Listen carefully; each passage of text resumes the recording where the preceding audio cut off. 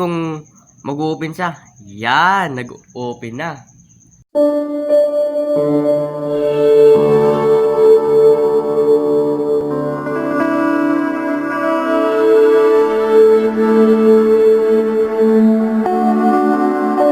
A few moments later. Hello guys, sa mga nagbibili ng LCD dyan, ng katulad ng mga cellphone, mag-ingat kayo sa pagbili ng LCD kaya baka may dumating pala sa inyo may damage.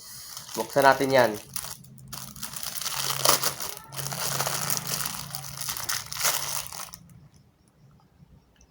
Yan. Nasaan na ito?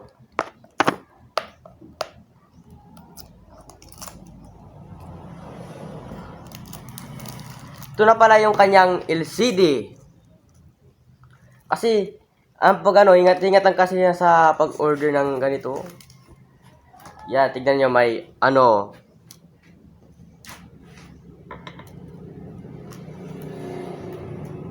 nabalik ko yung kanyang flex.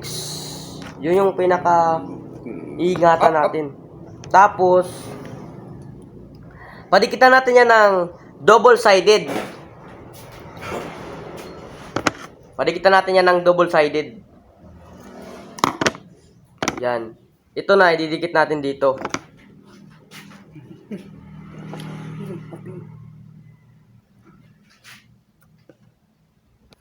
Kasi sa pag ganyan kasi, yan, dikitan natin yan. Sa ganun kasi, pag once sa mo to, dikitan ng double-sided. Tapos, pag nabagsak, pwede naman kasi mapunot yung flex niya. Depende na lang sa pagkakadikit. Kaya tatanggalin na natin to. Sa mga technician dyan na mag-order ng LCD, videoan nyo bago nyo buksan. Kasi di natin alam kung may damage or wala. Yan, ganyan lang yan ho. Yan. Nadikit na natin. Yan.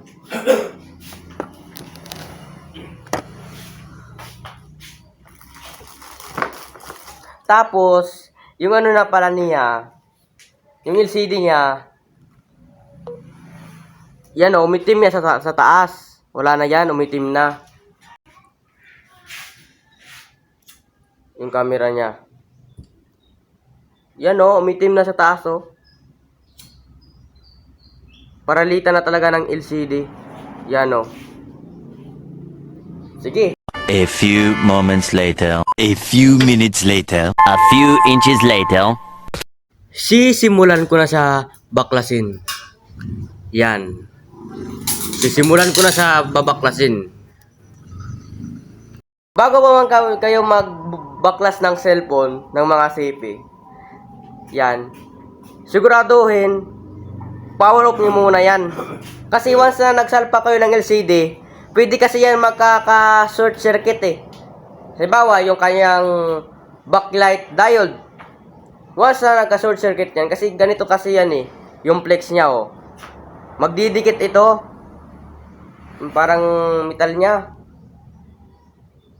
Yan, sigurado na babaklasin na talaga natin ito. Guys, mabakas tayo. Ganito lang yan. Yan.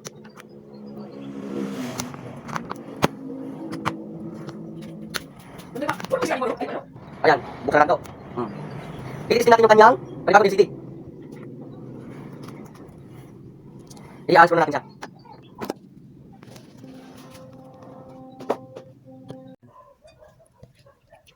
Tanggalin na natin yung mga turka niya. Tornilyo pala. Tornilyo pala. Sorry. Tapos baklasin na natin yung kanyang CPU. Board pala, motherboard. Yan. Tapos tatanggalin na natin yung kanyang LCD. Pinaka-LCD niya. Tanggalin natin yung sa frame.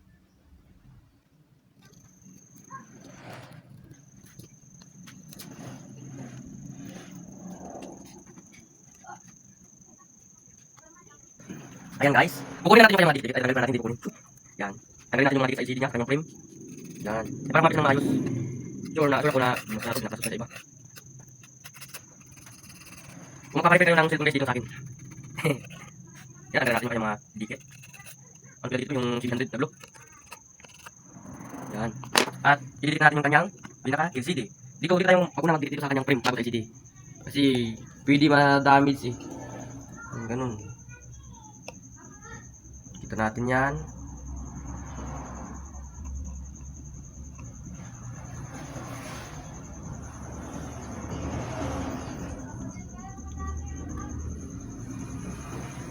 Huwag sobrang dami ng dikit ng LCD.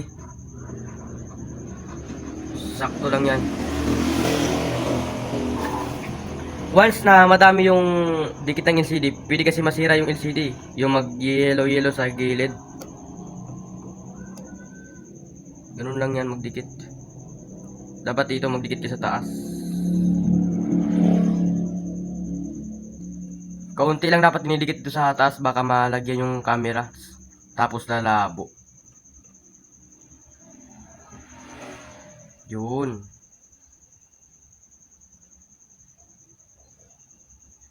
Lalo sa kanyang flex. Tapos ilalagay na natin yung kanyang pinaka LCD. Tapos ilalagay na natin yung kanyang pinaka LCD. Yung ba bago? Yan.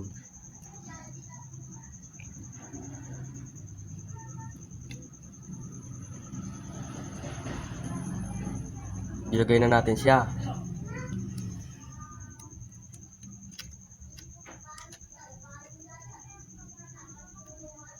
Yun. Ilagay natin yung pinaka LCD niya. Kasi once na dinamihan nyo to ng dikit, nako, pwede talaga to ma-damage yung LCD o mag-yellow-yellow. Huwag sumbar dami kasi makapit yung 700 eh.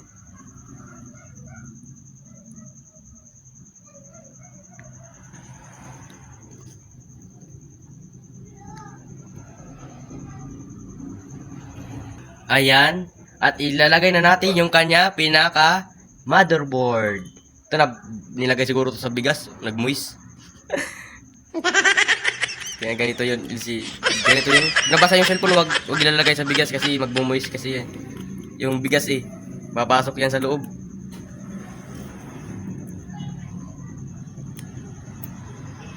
Tapos, ilalagay na natin to, flex.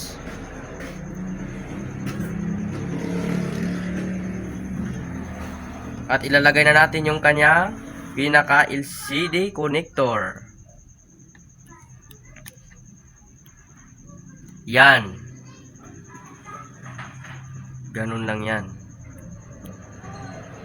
At lagyan natin ng tornilyo.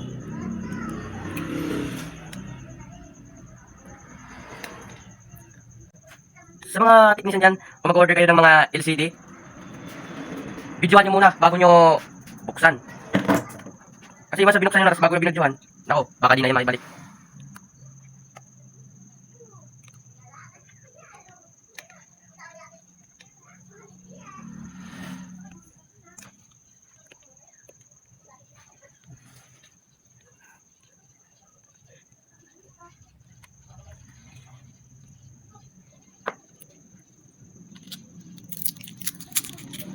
Tapos, ganito pala.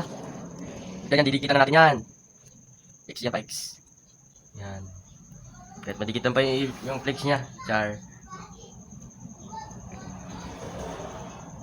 Pagkatapos,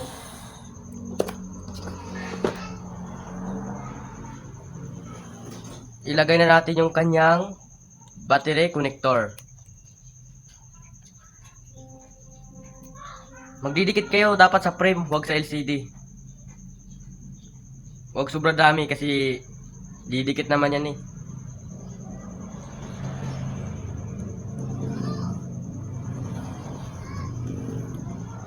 Yun.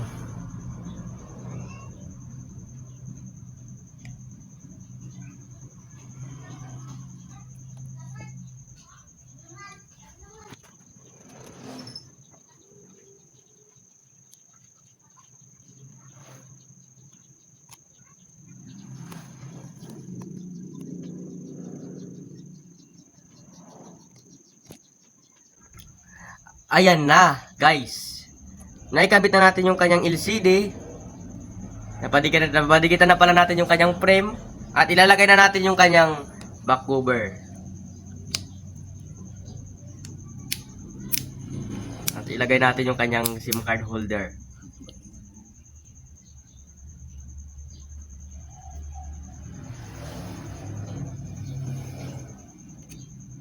Try natin iyon kasi ito yung luma niyang LCD. Yan. Yun na natin sa. Ayun, nag-on. Hintayin natin sa mag-on. Tignan natin kung mag-open sa. Yan, nag-open na.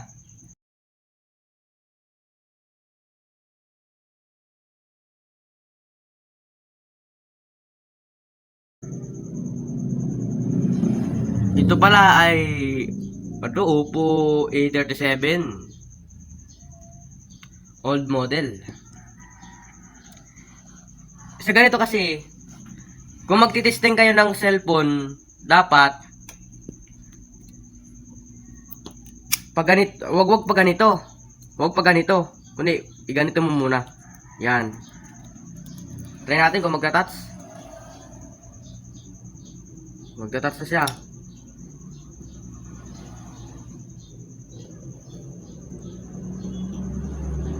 Hintayin lang natin yan. Yan, gumagana na. Try natin sa kabila.